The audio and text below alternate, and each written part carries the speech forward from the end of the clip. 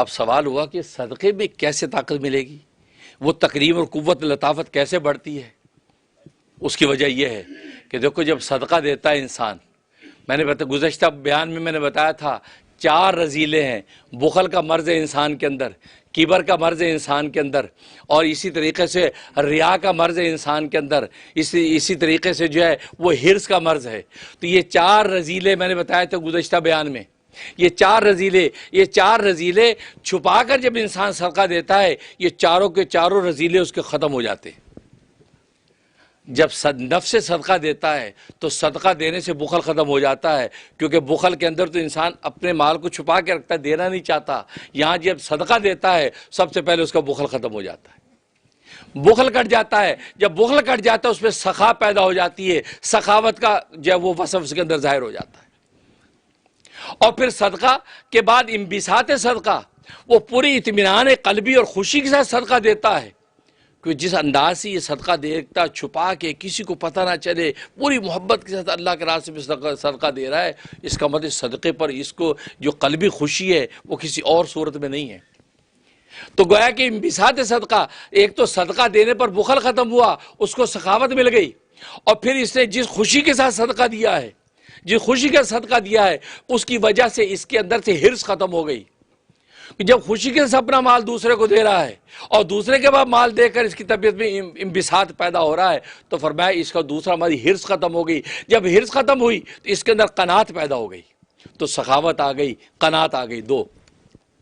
اور تیسرا جب اس نے جب وہ اخفا کیا، چھپا کر صدقہ دیا ہے، چھپا کے صدقہ دینے کا مطلب ہے کہ انسان چھپاتا اس چیز کو جس کو اس قابل نہیں سمجھتا کہ لوگ دیکھیں۔ انسان اپنی اس چیز کو چھپاتا ہے جہاں لوگ نہ دیکھیں۔ اگر کسی نے جو ہے وہ $1 صدقہ دینا ہو تو ہاتھ بند، مٹھی بند کر کے ڈالتا تھیلے میں، یار کوئی ویکھے نا $1 دیتا ہے، ایڈا وڈا سیٹ چھپاتے ہیں نا، کیونکہ $1 کو معمولی سمجھتے۔ $100 دے گا، کھول کے دے گا، جی موزن صاحب پڑھو،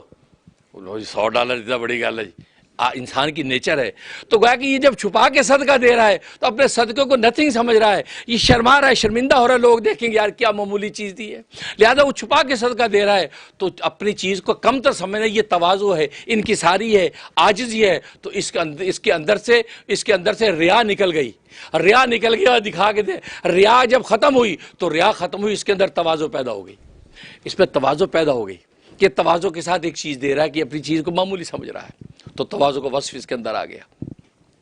اس کے بعد مبالغہ کیا، مبالغہ مطلب اتنا چھپایا، ایک ہاتھ سے دیا دوسرے ہاتھ کو خبر نہیں ہوئی، حدیث سے فرمایا اتنا چھپا کے صدقہ دیتا ہے، ایک ہاتھ سے دیا دوسرے ہاتھ کو خبر نہیں ہوتی۔ اس نے جو مبالغہ کیا ہے، اس مبالغہ کرنے میں اس کے کبر کی اصلاح ہو گئی، تکبر کی اصلاح ہو گئی، کیونکہ اس کا تعلی جو آگ کی وجہ سے پیدا ہوئی تھی اور کبر پیدا ہوا تھا، اس کا کبر ٹوٹا۔ جب کبر ٹوٹا ہے، اس نے اپنے آپ کو اتنا زیادہ کم تر سمجھ کے دیا ہے، تو کبر ٹوٹا تو اس کی جگہ پہ اللہ تبارک و تعالیٰ اس کے اندر اخلاص پیدا کر دیا، اور یہ اخلاص پیدا ہوا تو 4 برائیاں ختم ہو کر 4 وصف پیدا ہو گئے۔ اس میں اخلاص پیدا ہو گیا، اس کے اندر تواضع پیدا ہو گئی، اس کے اندر قناعت پیدا ہو گئی، اس کے اندر سخاوت پیدا ہو گئی صرف صدقہ دینے سے۔ فرمایا اور ان 4 مہینوں کو اللہ نے ایسا رکھا ہے کہ آپ اگر غور کریں، ان 4 مہینوں میں جو عبادتیں ہیں وہ ساری عبادتیں مال کی عبادتیں ہیں۔ دیکھو رمضانوں میں آپ زکوٰۃ دیتے ہیں، مال کی عبادت ہے، پھر حج کی تیاری کرتے ہیں، حج مال کی عبادت ہے، مال خرچ ہوتا ہے، اور پھر روزہ رکھتے ہیں، روزے بھی مال، آپ سحری کسی کو کھلاتے ہیں، مال خرچ کر رہے ہیں، افطاری کسی کو کھلاتے ہیں، مال خرچ کر رہے ہیں۔ تینوں عبادتیں مالی عبادتیں ہیں، تینوں کی تینوں مالی عبادتیں بنتی ہیں۔ تو مال ان 4 مہینوں میں جب آپ نے خرچ کیا کھلے دل سے، تو اللہ تبارک و تعالیٰ نے آپ کے چاروں جو اخلاق ذمیمہ ختم کر کے اخلاق حسینہ پیدا کر دیے۔ جب اخلاق حسینہ پیدا ہوئے تو انسان ایسا ہو گیا کہ دنیا میں اللہ تبارک و تعالیٰ نے اس کے لیے جنت کا فیصلہ کر دیا۔ اسے ان مہینوں میں خرچ کرو زیادہ زیادہ، تبھی تو حدیث میں آتا ہے افطار کراؤ، روزہ افطار کرو، بھلے ایک لسی کے گھونٹ سے کیوں نہ ہو، بھلے کھجور سے کیوں نہ ہو، کیونکہ انفاق جب خرچ کرنا ہے تو ایک گھونٹ بھی اگر لسی کا آپ نے دے دیا، پانی کے گھونٹ بھی دے دیا، فرمایا وہ بھی انفاق کے اندر لکھا جائے گا، اور آپ کا وہ رذیلہ ختم ہو کر اللہ تبارک و تعالی اس کے اندر اوصاف فضیلہ پیدا کر دیں گے۔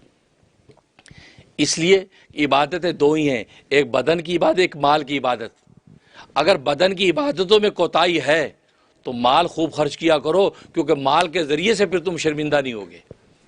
نمازیں لنگڑی لولی ہیں، روزے ٹوٹے پھوٹے ہیں، لیکن مال خرچ کرنے کی عادت ڈالو، زیادہ زیادہ خرچ کرو۔ اللہ نے یہ موقع دے رکھا ہے، زیادہ زیادہ جب خرچ کرو گے، ہر چھوٹے بڑے دینی اور اچھے تقاضے میں خرچ کرو گے، ہر بیوہ یتیم کے سر پہ ہاتھ رکھ کے تھوڑا بہت خرچ کرو گے، فرمایا اس مال کی وجہ سے روز معاشر میں جب پیش ہوگے، اللہ تبارک و تعالیٰ اپنے حقوں کو معاف کر کے اس مال کے خرچ کی وجہ سے جنت عطا فرما دیں گے۔ اس حدیث میں آتا ہے وہ تاجر جو دیانت داری سے تجارت کرتا ہے، اس کا حشر کر روز قیامت میں نبیوں کے ساتھ ہوگا۔ مال کی وجہ سے تو ہو رہا ہے۔ اس لیے تو مالی عبادت تو صدقے کی وجہ سے اللہ تبارک و تعالی انسان کی لطافت اتنی بڑھا دیتے ہیں کہ پھر آسمان کے فرشتے بھی اس پر رشک کرتے ہیں، اور یہ دنیا کے اندر یہ مادیت کے جتنے اسباب ہیں اس کے غلام